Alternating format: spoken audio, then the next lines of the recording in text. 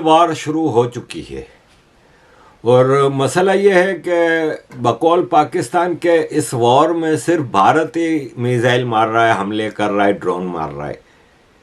क्योंकि DGISPR ने press conference की है कि भारत ने 6 बैलिस्टिक मिसाइल मारे हैं अपने ही शहरों में, पंजाब में, अमृतसर और इधर उधर, ताकि सिखों को फारिग किया जा सके।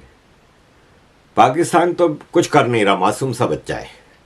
और अभी जो नूर खान एयरबेस, मुरिद के एयरबेस और शोरकोट, लाहौर, ये सब भी भारत कर रहा है। पाकिस्तान तो, और ये जो DGISPR है ना, इसकी थोड़ी आपको कहानी मैं बता दूं कि ये जो DGISPR है ये एक टेररिस्ट का बेटा है और इसका बाप अमेरिका का मोस्ट वांटेड टेररिस्ट था, अल कायदा का था। ये मैं नहीं कह रहा, एक और पंजाबी कह रहा है, मुझे ढूंढने दें कहाँ गई वो ट्वीट।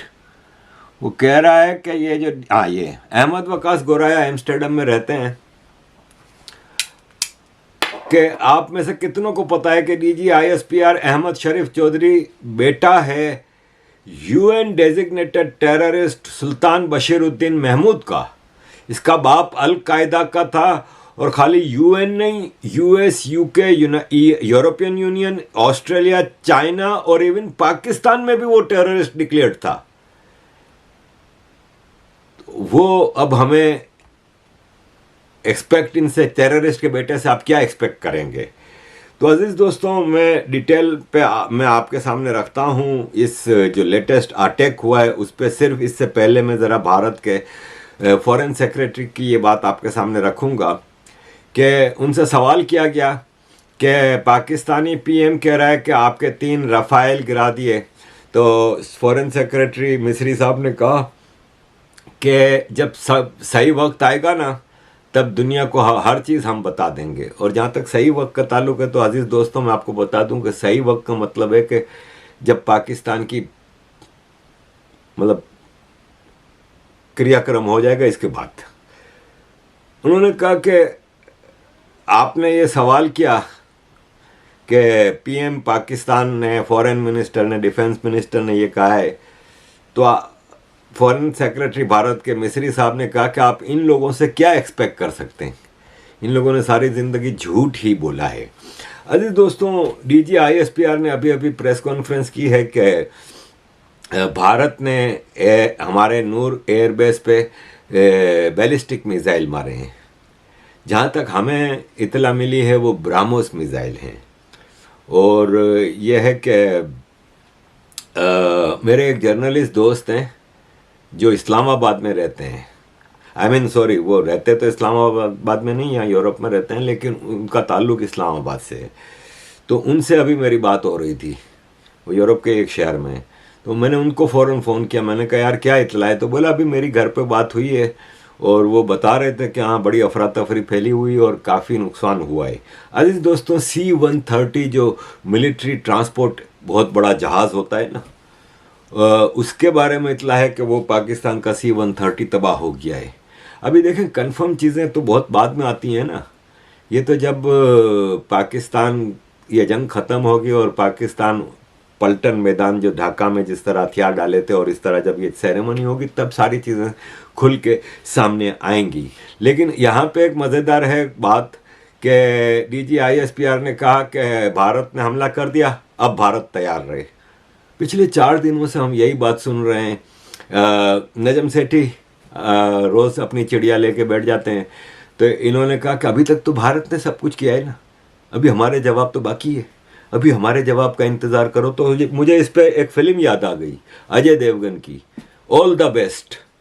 उसमें अजय देवगन बड़ा छोड़ू होता है, तो वो रेसिंग कार लेके जा रहा होता है, तो फरदीन खान से पैसे वैसे लेके कहता है मैं स्पेशल एक इंजन बनाया है, देखो ये बटन है ना, बटन दबाऊंगा, रेसिंग कार जहाज़ की स्पीड से जाएगी और सबसे आगे निकल जाएगी।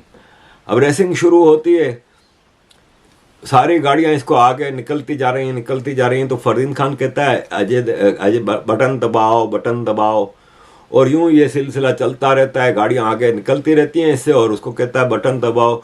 फिर जिन्होंने पैसे लगाए थे इसके ऊपर वो बाहर से आवाज़ें दे रहे हैं बटन दबाओ, बटन दबाओ। तो यहाँ भी पूरा पाकिस्तान कह रहा है कि भाई साहब बटन दबाओ अब। और फिर आखिर में अजय देवगन ने जब बटन दबाया तो गाड़ी सबसे आगे भागने लगी। भागते भागते बीच में फड़ंग करके गाड़ी धमाके से उड़ गई।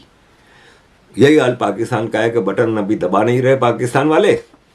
और जब पाकिस्तान वाले, क्योंकि है कुछ नहीं इनके पास, हर आदमी सवाल कर रहा है कि भाई साहब कर क्या रहे हो। ये देखें अभी नया पाकिस्तान, ये पाकिस्तान का एक न्यूज़ पोर्टल है, ये कह रहा है कि हमारे वजीर आजम, वजीर आला, प्रेसिडेंट सब सो रहे हैं, खाली जनता जाग रही है।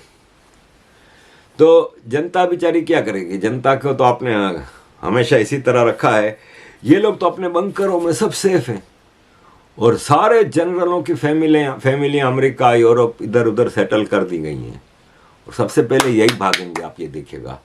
इस बार मैं बताऊं आपको कि भारत के कब्जे में, जिस तरह पिछली बार तो जनरल नियाजी आ गया था ना, क्योंकि वो 71 था, उस वक्त इतनी आसानी नहीं थी भागने की। और फिर वो बांग्लादेश था, ईस्ट पाकिस्तान था। यहाँ मैं आपको बता दूं कि ऐसा ये सबसे पहले ये कुत्ते का बच्चा आसिम मुनीर भागेगा, जो हमें आयतें सुनाता है। कल फौजियों को आयतें सुना रहा था सबको जमा करके कि अल्लाह की जंग है। अबे कौन सा अल्लाह की जंग है भाई? ये तुम्हारी जंग है। DGISPR ने यह भी कहा कि नूर खान एयरबेस पे हमला हुआ, भारत सारे चारों तरफ हमले किए हैं, लेकिन हमारे असासे, एसेट्स सेफ है। तो पाकिस्तान के असासे क्या है? हाफिज सईद, लुधियानवी, जैश मोहम्मद का मसूद अजहर, लखवी, झंगवी, सारे मेले टेररिस्ट है। ये पाकिस्तान की एसेट्स हैं, वो सब सेफ है, फिक्र की बात है नहीं। ये लोग भी सेफ हैं। ये देखें, एक कश्मीरी की, मैं मतलब मुझे बड़ा दुख हुआ जब मैंने ये कश्मीरी भाई की मैंने ये वो देखी पोस्ट कि कश्मीर को इन्होंने बिल्कुल चूना लगाया हुआ है। कश्मीर के ऊपर हमला किया जा रहा है लगातार। ये 10 धमाके श्रीनगर एयरपोर्ट पे हुए और उन्होंने इस पे ये लिखा है कि पाकिस्तान में कश्मीरियों का हाल बुरा है। और अब मुझे उसका वो मिल नहीं रहा, मैंने रखा तो था उसका सेव। तो उसमें वो बेचारे बड़े दुख से बता रहे थे कि हमारा क्या कसूर है, हमें क्यों बलि का बकरा बनाया हुआ है, हर तरफ से हम ही मर रहे हैं। तो भाई साहब, आप लोगों को अभी कसूर तो है ना थोड़ा बहुत, बट एनीवे डिटेल में मैं हिस्ट्री पे नहीं जाना चाहूँगा। लेकिन फिल वक्त ये है कि कश्मीरी इस वक्त सैंडविच बने हुए हैं। मेरे यहाँ पे POK के कई दोस्तों से बात हुई और वो भी यही कह रहे थे कि हद हो गई। हाँ, ये देखें, ये एक बहुत अच्छे दोस्त हैं रावला कोट से।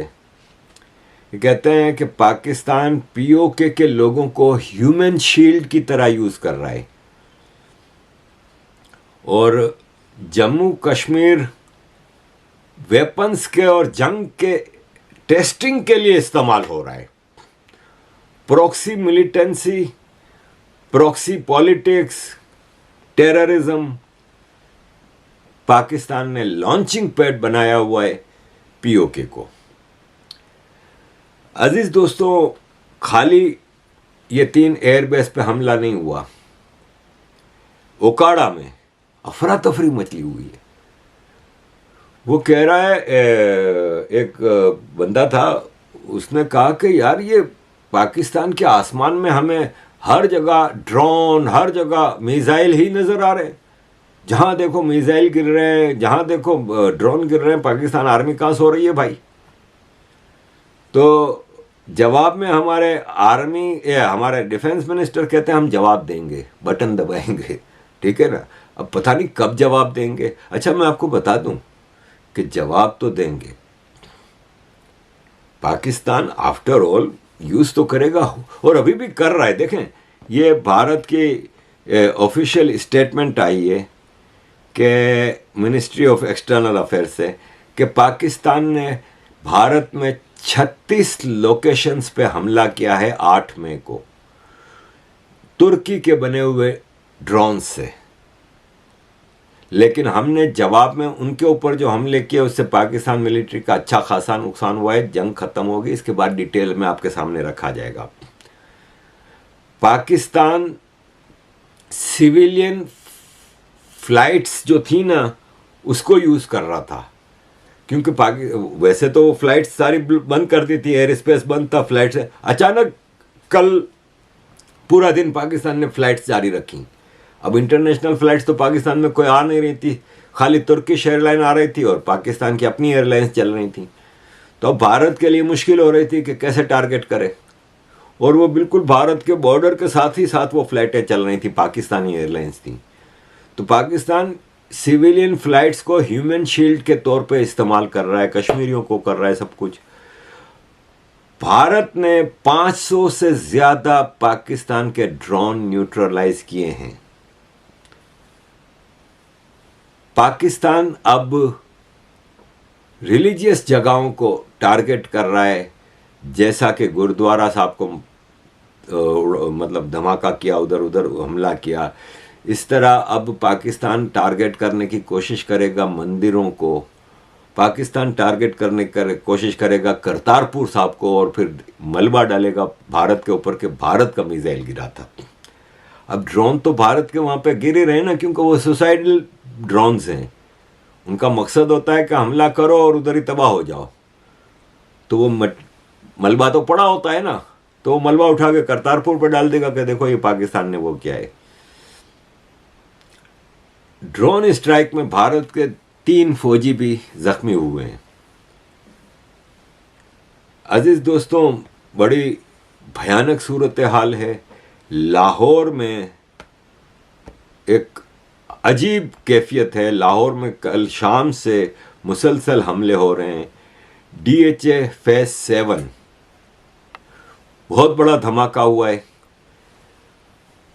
लाहौर में एक कयामत है। अब आते हैं कराची की तरफ।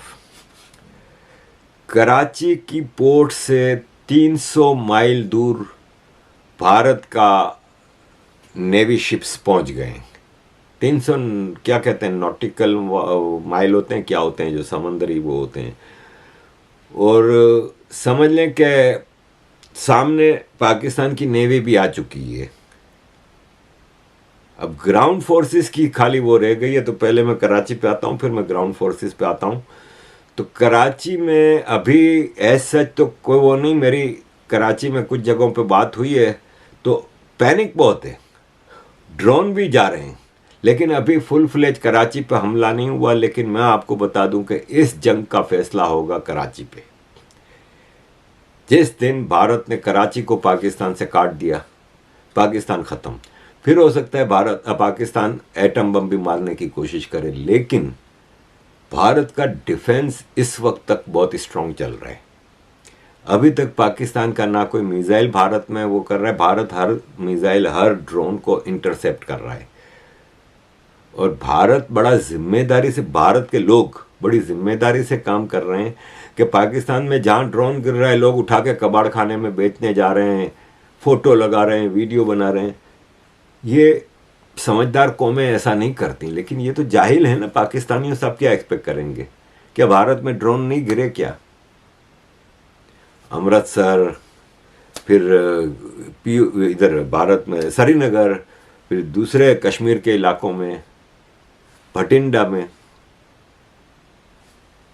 तो वो भारत के लोग उसको एडवर्टाइज नहीं कर रहे।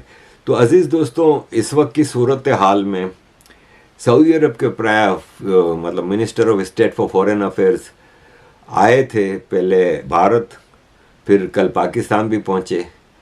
तो नजम सेठी से पूछा कि भाई आप क्या समझते हैं कि क्यों वो पहले भारत गए थे और फिर पाकिस्तान? तो बोला वो भारत देखने के लिए गए थे कि भारत जंग जारी रखना चाहता है कि नहीं।